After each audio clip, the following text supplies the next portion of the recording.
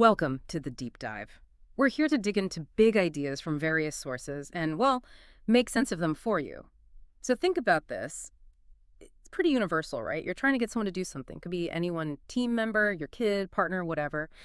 And what do we often do? We find ourselves pushing, maybe criticizing, sometimes even, making threats. It just feels like the direct way to get things done, doesn't it? It really does. And look, often you do get a result, at least right away.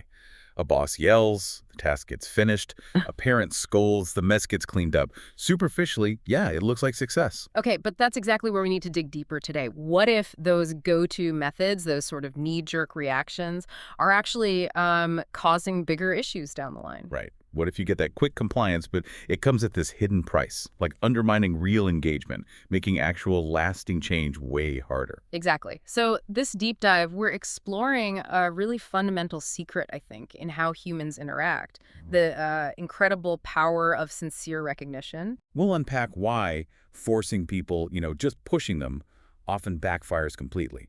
And crucially, how you can inspire change that's voluntary, that sticks, by tapping into something everyone needs.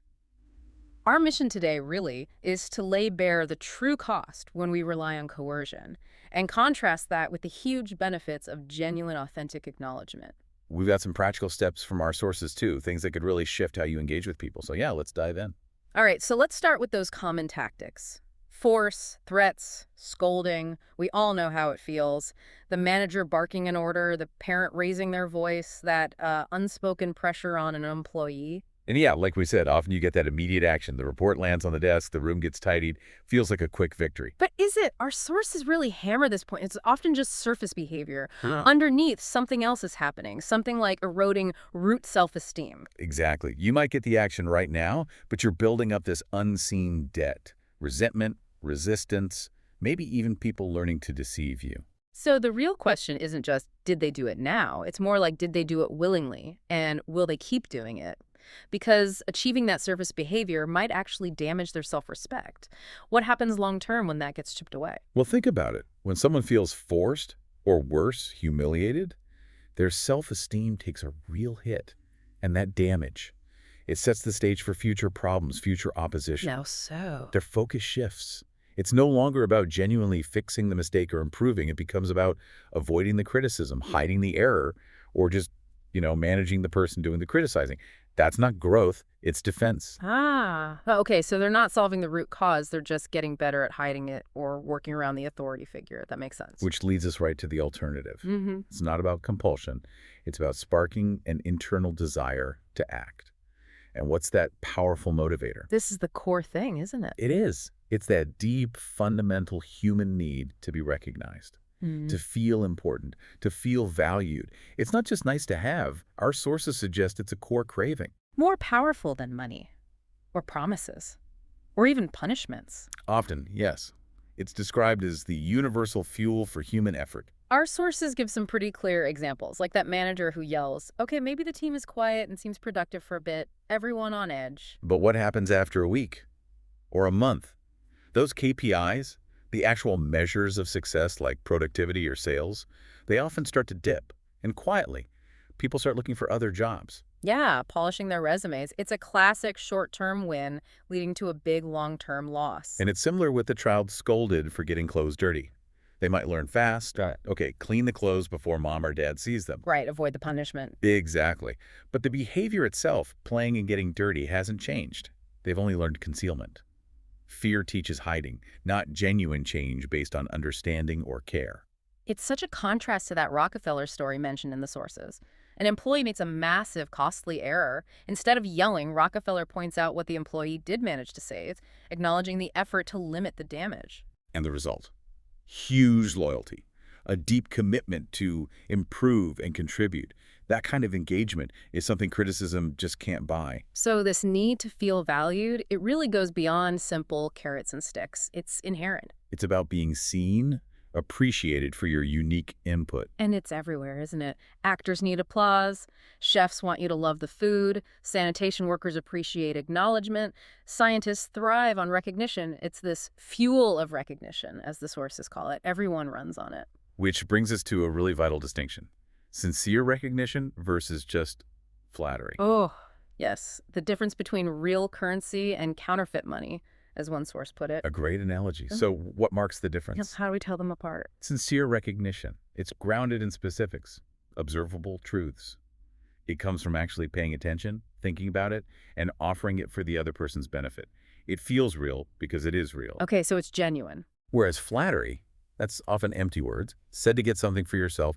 It plays on ego, but it usually feels hollow, kind of manipulative. Most people have a pretty good radar for that insincerity. So it's not just about being nice, it's about specific, truthful, meaningful acknowledgement. That feels like a crucial difference. Let's get into the why behind the psychology. Absolutely. Our sources point to three key psychological rules here. First up, the feeling important principle. Okay, the feeling important principle. What does that look like in practice? Basically, when people feel their self-worth is boosted, they're more open, more willing, more able to perform well. It's like their brain chemistry shifts. You get excitement, connection. That opens the door for learning, for cooperation. And the flip side? Humiliation, criticism that attacks the person.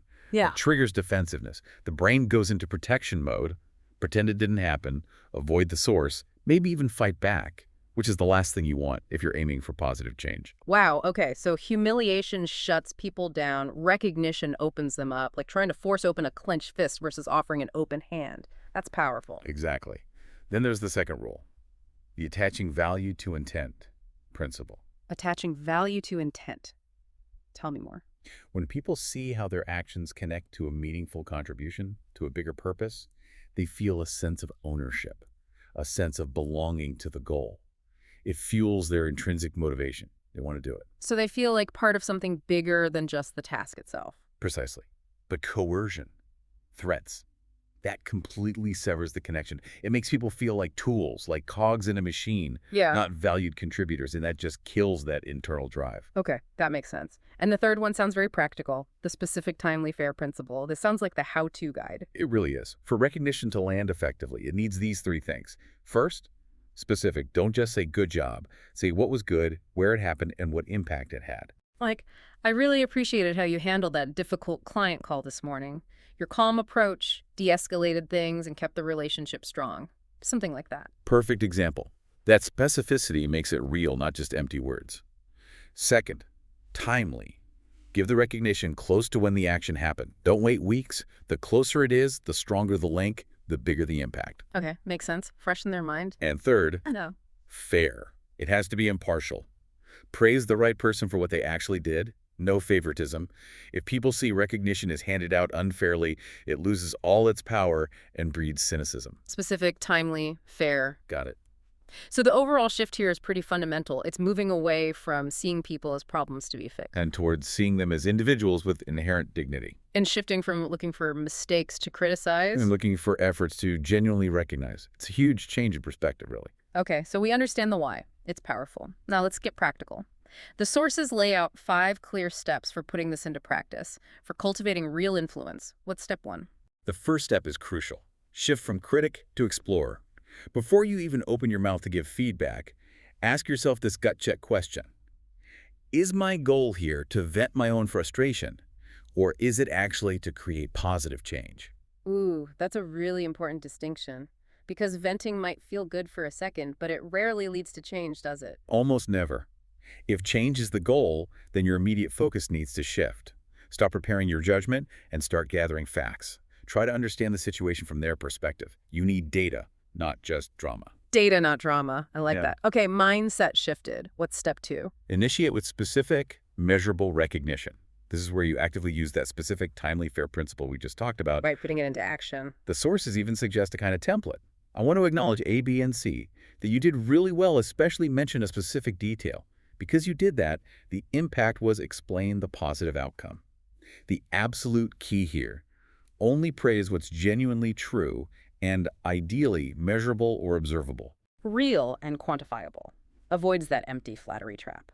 Okay, step 3 is about how you frame expectations. It says, as an invitation, not a verdict. How do you do that? This is a subtle but powerful shift. Instead of saying, you failed here, fix it, you might try something like, okay, our goal is X. To get there, I'd like to invite you to collaborate with me on improving Y. I know you're capable because I saw you mention a relevant past success or skill. What are your initial thoughts on how we could approach this? So you're bringing them in, making them a partner in finding the solution. Exactly.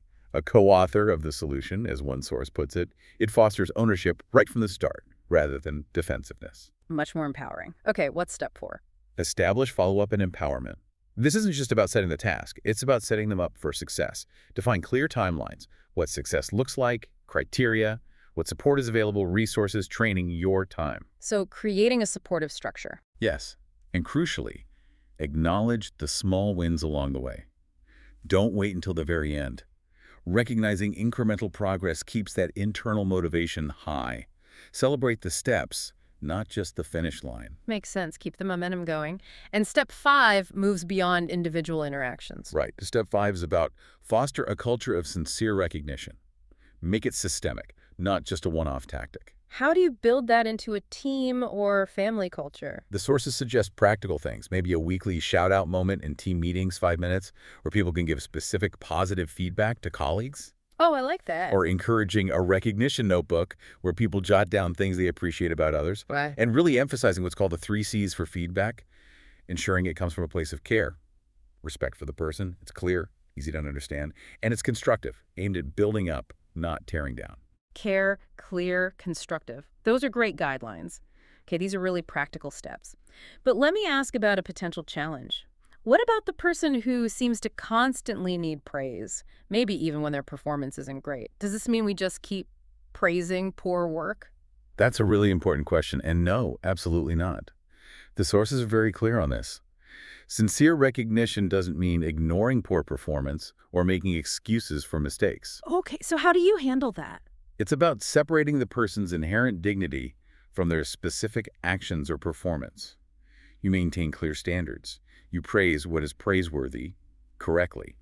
You address performance gaps, also correctly meaning clearly, fairly, and constructively.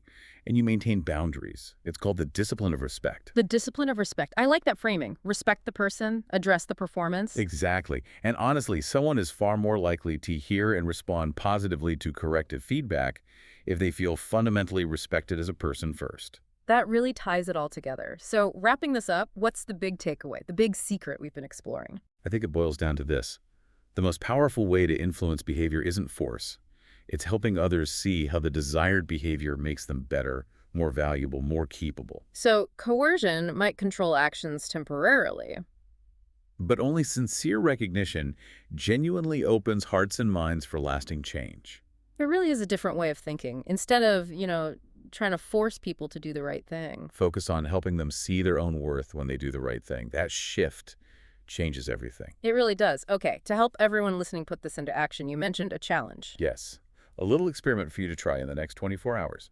3 simple actions. Okay, I'm ready. Let's hear them. First, find one small, genuinely good action someone does today. Give them sincere praise for it, making sure to mention the specific action and its positive impact, however small. Okay, specific praise for a small, real action. Got it. Second, identify a situation where you need to give feedback about a problem. Instead of just telling them what's wrong or what to do, actively ask them to propose potential solutions first. Invite their input. Ask them for solutions. Okay. And third, think of someone who did something helpful or meaningful for you in the past, even long ago. Send them a quick message, email, text, whatever, a belated thank you, specifically explaining why that past action still holds value for you today. wow, those are great. Specific praise, inviting solutions, and a belated thank you. Totally doable actions. They seem small, but they can have a surprisingly big impact. I'm definitely going to try those. I really encourage everyone listening to give them a shot too, see what happens. Because as one source beautifully put it, when we light a match of recognition, we don't lose light, we multiply it. That's a powerful thought. Imagine the cumulative effect if more of us operated that way. Absolutely. So maybe share this deep dive with someone you value, a colleague, a friend, a family member, who knows. This shift in perspective might just be the spark needed to transform a relationship, a team, maybe even more. It could indeed. This has been a fascinating deep dive. Thank you so much for unpacking all of that. And thank you all for listening. Until next time, keep diving deep.